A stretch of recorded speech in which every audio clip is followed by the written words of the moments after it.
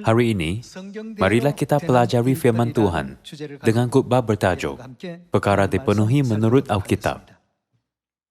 Tercatat bahawa segala-galanya di dunia terjadi dan dipenuhi seperti yang Tuhan ramalkan dalam Alkitab. Apabila kita melihat buku Daniel dan Wahyu, kita dapat lihat sejarah dari zaman Babel, semasa Nabi Daniel hidup, sehingga zaman Media Persia, Yunani, Rom, dan juga Kepausan. Apa yang berlaku dalam sejarah, berlaku menurut firman Tuhan. Apabila Tuhan berkata bahawa kerajaan itu akan dibahagikan kepada 10 kerajaan, ia berlaku. Tambahan pula, apa yang Tuhan berkata tentang kepala harimau bintang yang melambangkan Yunani, seperti yang Tuhan katakan, binatang ini berkepala 4. Yunani dibahagikan ke 4 kerajaan, ditakluki oleh 4 general selepas kematian Alexander Agung. Apabila kita melihat sejarah ini, apa yang dapat kita fahami tentang segala-galanya di dunia ini, bukankah semua itu bukti yang membolehkan kita pastikan bahawa segala-galanya dipenuhi menurut Alkitab? Selain itu, menurut buku Ayub, bumi ini bergantung pada apa? Tertulis bahawa bumi tergantung pada kehampaan. Tuhan memberitahu kita melalui Alkitab tentang fakta saintifik ini jauh sebelum manusia menemui graviti. Oleh itu, apabila kita melihat semua kandungan ini, kita dapat pastikan bahawa segala-gala di dunia berlaku menurut Alkitab. Bukankah itu yang menjadikan masa depan kita begitu cerah, masa depan kita penuh dengan harapan? Kita boleh berkata seyakinnya, kita mempunyai masa depan yang patut diharapkan. Ini kerana segala-galanya akan dipenuhi menurut Alkitab. Apabila segala-galanya dipenuhi, manakah tempat yang kita akan berada pada masa depan? Bagaimanakah Alkitab rekod tentang ini? Bukankah kita semua akan berada di kerajaan syurga yang abadi? Kita akan mempunyai kehidupan mulia. Tempat itu kita akan menikmati kehidupan kekal dan berkat bersama dengan Tuhan. Oleh itu, kita tidak harus berfikir, hanya perkara yang direkodkan dalam buku Daniel dan buku Wahyu telah dipenuhi. Tiada apa-apa lagi yang akan dipenuhi menurut Alkitab. Mari kita pastikan bahawa hal-hal yang sedang berlaku sekarang adalah pemenuhan apa yang tertulis dalam Alkitab. 1 Korintus bab 15. 1 Korintus bab 15 ayat 3 tertulis, sebab yang sangat penting telah kusampaikan kepadamu, iaitu apa yang telah kuterima sendiri, ialah bahawa Kristus telah mati karena dosa-dosa kita, sesuai dengan apa? Kitab suci. Dalam erti kata lain, ia berlaku sama seperti yang direkodkan dalam Alkitab, bahawa ia telah dikuburkan dan bahawa ia telah dibangkitkan pada hari yang ketiga. Sekali lagi, sesuai dengan apa? Sesuai dengan kitab suci. Apabila kita baca ayat 3 dan 4, tertulis bahawa Kristus telah mati untuk dosa kita menurut kitab suci, dan dia telah dibangkitkan menurut kitab suci. Apabila kita melihat kehidupan Kristus, dia bangkit dari antara orang mati pada hari ketiga menurut apa yang tertulis dalam Alkitab. Bagaimana pula dengan pengorbanannya di atas salib? Kristus mati di atas salib demi menebus dosa kita. Bukankah ia juga tertulis dalam Alkitab? Segala-galanya sudah pun tertulis dan diramalkan dalam Alkitab, bukan? Atas sebab ini, bolehkah kita menambahkan satu perkataan atau ayat ke dalam Alkitab atau mengurangkan sesuatu daripadanya? Kita tidak harus mengubah bahkan satu huruf pun. Setiap kali kita mengingatkan diri sendiri tentang fakta ini, kita dapat memahami sekali lagi bahawa segala-galanya berlaku menurut Alkitab, seperti tajuk khotbah hari ini. Pada musim panas baru-baru ini, taufan berlaku dan menyebabkan kerosakan besar di Korea. Sebelum itu, hujan lebat dan menyebabkan kerosakan besar di kawasan metropolitan dan kawasan tengah. Antara kerosakan yang disebabkan oleh hujan lebat Bukankah juga ada kemalangan yang merenggut nyawa orang di kawasan seperti Pohang? Banyak pantai yang indah dan bangunan bertingkat terletak di sana. Kerana pemandangan yang indah dan pemandangan laut, ramai orang membeli apartemen situ. Namun, setiap kali taufan melewati Korea, ia sentiasa melewati kawasan itu, jadi penduduk berasa cemas. Hal ini menyebabkan ramai orang memikirkan semula pandangan mereka terhadap kawasan ini. Mereka membina villa di pegunungan dan membina hartana pemandangan laut dengan rancangan untuk menghabiskan baki hidup mereka di sana. Namun, melihat semua peristiwa yang menakutkan dan mengancam nyawa, seperti kebakaran hutan dan taufan, orang kini berkata, sudah tentu tempat yang berpemandangan indah adalah bagus, tetapi tempat terbaik adalah tempat yang selamat. Bukankah Anda dan saya telah datang ke tempat yang paling selamat di dunia dengan mengikut bimbingan Alkitab daripada Tuhan? Menurut buku Yeremia bab 4 ayat 5, manakah tempat paling selamat di dunia? Tuhan berterusan mengisytiharkan kepada semua umat manusia bahawa mereka harus segera mengungsi ke Sion, tempat kediaman yang aman, tanpa berlengah lagi. Kita harus sentiasa memberikan kesyukuran dan kemuliaan abadi kepada Tuhan Elohim yang telah memilih kita sebelum penciptaan dunia dan membimbing kita ke tempat yang selamat itu. Pada hari-hari terakhir, bencana iklim bukan satu-satunya malapetaka yang perlu dibimbangkan. Tuhan telah berkata bahawa pada hari-hari terakhir, seluruh dunia akan dihakimi oleh api. Dan pada masa itu, kita harus tinggal di tempat yang paling selamat. Marilah melihat firman-Nya mengenai hal ini dalam buku 2 Petrus, bab 3. Memandangkan segala-gala yang berlaku di dunia, dipenuhi menurut bimbingan Tuhan, kita harus sentiasa mengikut bimbingan-Nya. Buku 2 Petrus bab 3, ayat 6. Bab 3 ayat 6 tertulis, dan bawa oleh air itu, bumi yang dahulu telah binasa, dimusnahkan oleh air bah. Tetapi oleh firman itu juga, langit dan bumi yang sekarang terpelihara dari api dan disimpan untuk hari penghakiman dan kebinasaan orang-orang fasik. Dalam ayat ini, kita dapat melihat penghakiman Tuhan pada masa Nuh. Tuhan memusnahkan dunia pada masa itu dengan air dan menghakimi orang jahat. Pada akhir zaman, Tuhan akan menghakimi dunia dengan api. Kehendak Tuhan yang begitu tegas direkodkan dalam Alkitab. Segala-galanya berlaku di dunia ini telah dipenuhi menurut Alkitab. Oleh itu, kita harus memahami bahawa Tuhan tidak akan meninggalkan bahagian ini daripada dipenuhi. Bagaimanakah semua rekod Alkitab ditulis? Tuhan memberitahu nabi-nabinya, dan apabila mereka didorong oleh Roh Kudus, mereka mengumpulkan dan merekodkan semua firman Tuhan. Oleh itu, segala-galanya mengikut apa yang tertulis dalam Alkitab. Ini ialah catatan sejarah yang tepat. Tiada manusia boleh mengubahnya secara sesuka hati.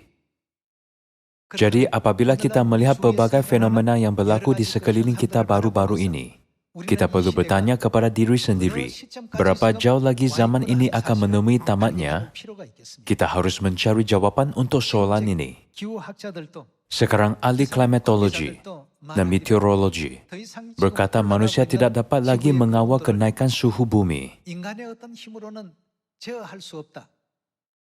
Kita sudah melampaui titik yang tidak dapat patah balik. Mereka sangat kerap menggunakan ungkapan begitu. Dalam erti kata lain, bukankah ia bermaksud manusia berada dalam bahaya besar? Setiap kali ada bahaya seperti itu, Tuhan membunyikan penggera. Cepatlah mengungsi ke Sion. Jangan bertangguh.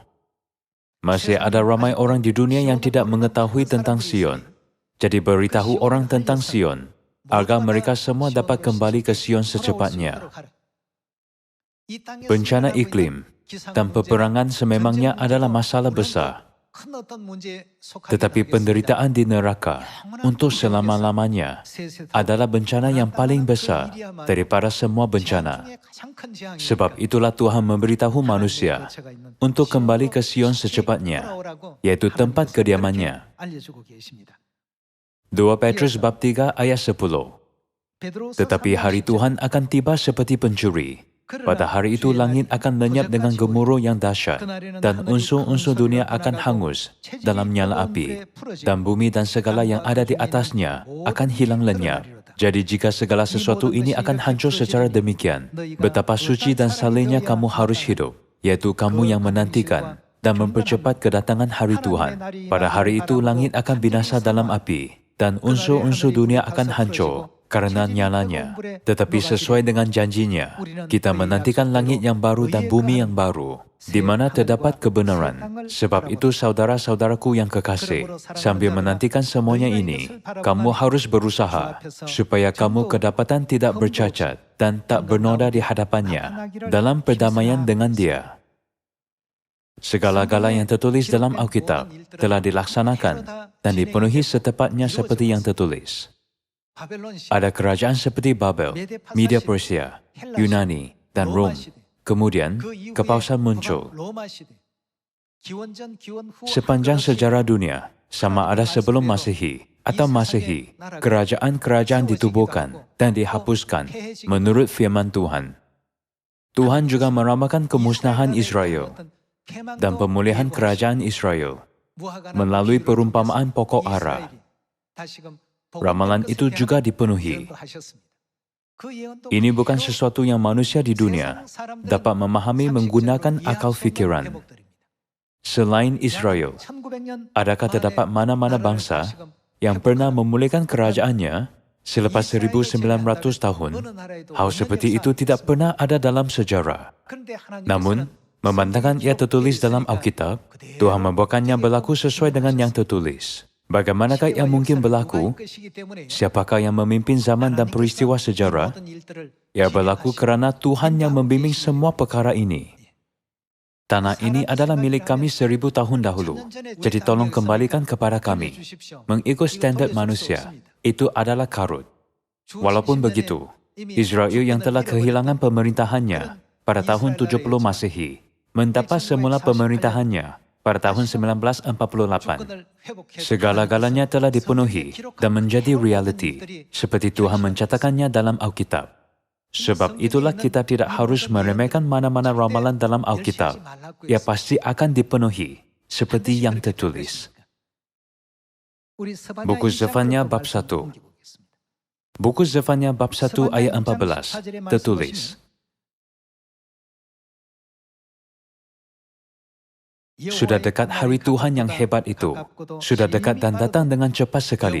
Dengar, hari Tuhan pahit, pahlawan pun akan menangis. Hari kegemasan hari itu, hari kesusahan dan kesulitan, hari kemusnahan dan pemusnahan, hari kegelapan dan kesuraman, hari berawan dan kelam, hari peniupan sangkakala, dan pergi tempur terhadap kota-kota yang berkubu, dan terhadap menara penjuru yang tinggi. Aku akan menyusahkan manusia, sehingga mereka berjalan seperti orang buta, sebab mereka telah berdosa kepada Tuhan. Darah mereka akan tercurah seperti debu, dan usus mereka seperti tahi.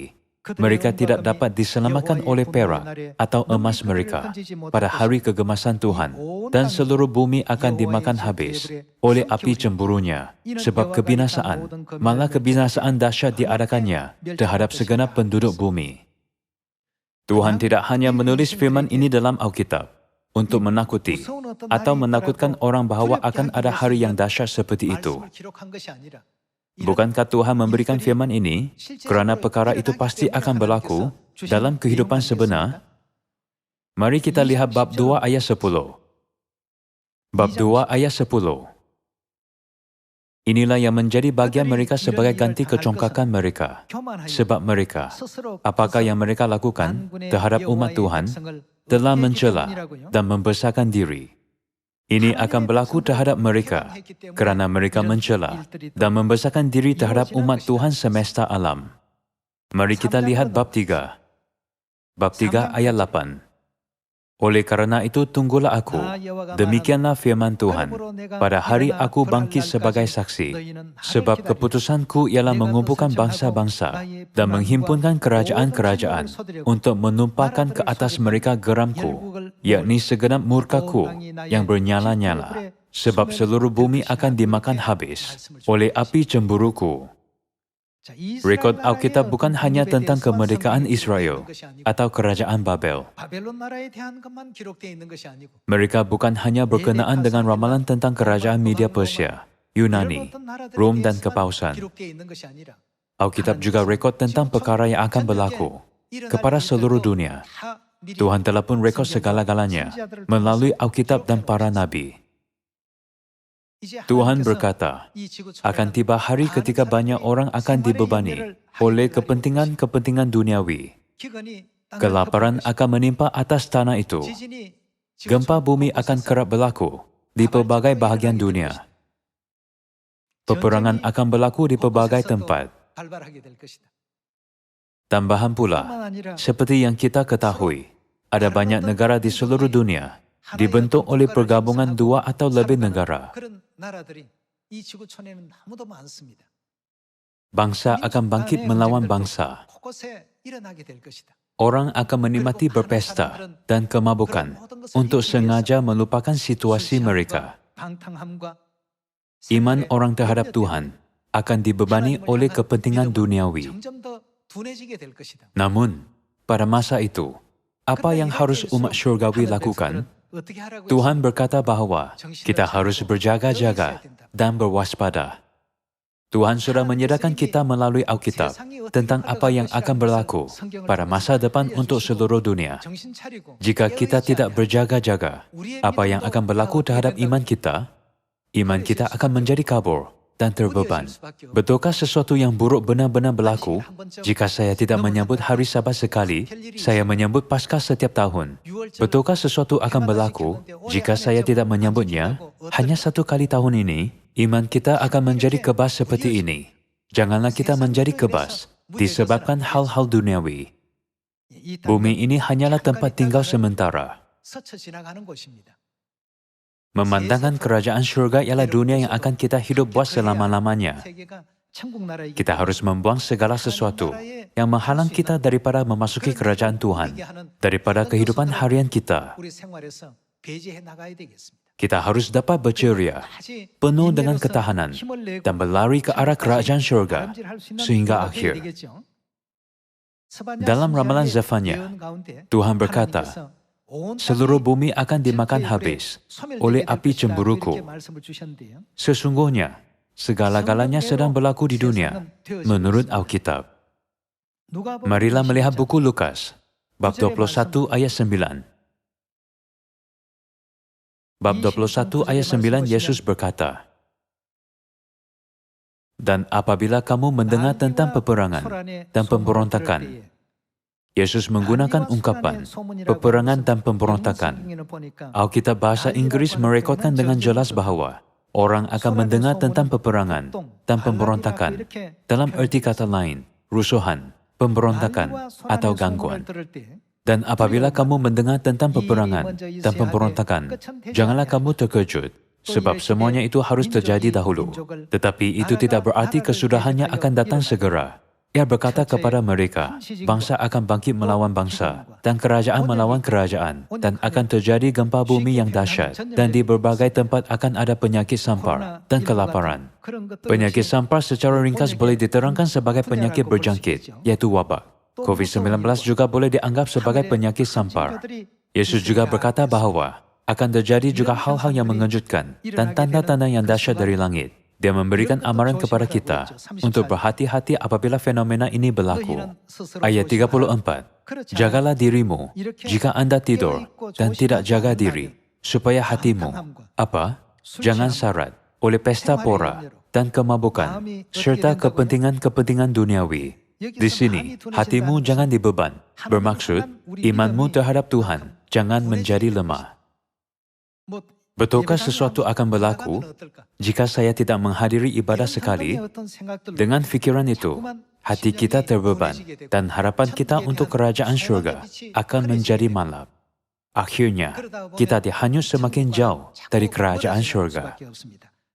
Hatimu jangan syarat oleh pesta pora dan kemabukan, serta kepentingan-kepentingan duniawi. Dan supaya hari Tuhan jangan apa? Hari Tuhan jangan tiba-tiba jatuh ke atas dirimu seperti suatu jerat. Hari Tuhan jatuh ke atas dirimu, bermaksud hari itu akan datang, atau mungkin tidak akan datang. Maksudnya, ia pasti akan datang. Itu bukan sesuatu yang ditulis oleh manusia, tetapi dijumpai dalam firman Alkitab yang ditulis oleh Tuhan. Ayat 35. Sebab ia akan menimpa semua penduduk bumi ini, maksud seluruh dunia. Yesus berkata bahwa ia akan menimpa kepada semua penduduk bumi. Bukankah ini bermaksud bahwa ia akan menimpa setiap orang? Ini tidak berlaku hanya terhadap orang Israel atau hanya orang Korea, tetapi terhadap semua manusia di muka bumi. Ayat 36. Berjaga-jagalah senantiasa sambil berdoa, supaya kamu beroleh kekuatan untuk luput dari semua yang akan terjadi itu, dan supaya kamu tahan berdiri di hadapan Anak Manusia. Ahli kelogasion harus berkongsi satu sama lain, perkataan yang penuh iman, dan perkataan yang membangun orang lain. Kita harus memberikan keberanian dan menggalakkan orang lain untuk pergi ke kerajaan surga. Jika kita terus terikat dengan perkara fisikal, standar kita terhadap sesuatu yang kita anggap bernilai pasti akan dibentuk ke arah itu. Nilai kita terletak di kerajaan surga abadi. Kita harus berusaha bersungguh-sungguh untuk menjaga nilai kerajaan Tuhan dan melindungi iman kita daripada menjadi lemah dan terbeban. Atas sebab ini, Tuhan berkata bahwa Dia akan mengatakan kepada kita terlebih dahulu sebelum semua perkara ini dipenuhi. Buku Markus bab 13 ayat 23. Ayat 23, Yesus berkata, hati-hatilah kamu. Apakah yang telah Dia lakukan? Aku sudah terlebih dahulu mengatakan semuanya ini kepada kamu. Firman yang tertulis dalam buku Lukas bab 21 atau dalam buku Zefania dan 2 Petrus yang telah kita baca tadi, semuanya adalah firman Tuhan yang diberikan kepada kita terlebih dahulu. Ayat 18. Berdoalah supaya semuanya itu jangan terjadi pada musim dingin, sebab pada masa itu akan terjadi siksaan seperti yang belum pernah terjadi sejak awal dunia yang diciptakan Tuhan sampai sekarang, dan yang tidak akan terjadi lagi. Dan sekiranya Tuhan tidak mempersingkat waktunya, maka dari segala yang hidup tidak akan ada yang selamat. Akan tetapi oleh karena orang-orang pilihan yang telah dipilihnya, Tuhan mempersingkat waktunya. Perkara yang besar seperti itu pasti akan menimpa muka bumi. Kita harus berjaga-jaga dan melihat ke arah Tuhan dan kerajaan surga. Kita harus mengetahui sejelasnya di mana harus kita menetapkan malamat dan bagaimana menjalani kehidupan harian, serta berlari dalam pertandingan kita dengan setia. Untuk berbuat demikian, kita harus setia dalam nama baru, Bapa Kristus Ansang Hong, dan Tuhan Ibu, Yerusalem baru.